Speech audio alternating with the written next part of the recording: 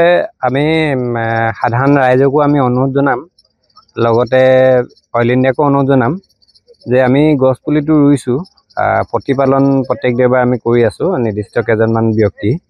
তো আমাক সহায় কৰিবৰ কাৰণে সাধাৰণ ৰাইজৰ আমাৰ সহায় প্ৰয়োজন আছে, যিহেতু আমিও সদায় ঘৰত নাথাকোঁ বা প্ৰতিজন ব্যক্তিয়ে ঘৰত নাথাকে সদায়।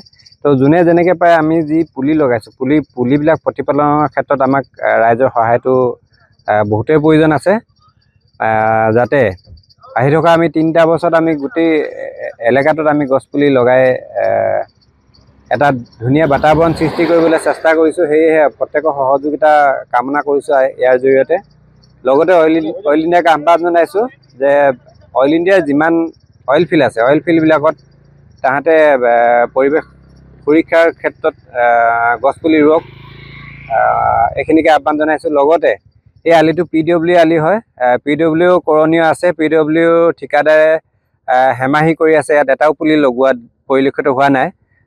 মই PWD ঠিকাদাৰকো ইয়াৰ জৰিয়তে অৱগত কৰিছোঁ যে তেওঁবিলাকে আমাৰ এই আলিটোত গছপুলি ৰোৱাৰ ব্যৱস্থা কৰক। ইমানখিনিকে ক'লোঁ, ধন্যবাদ।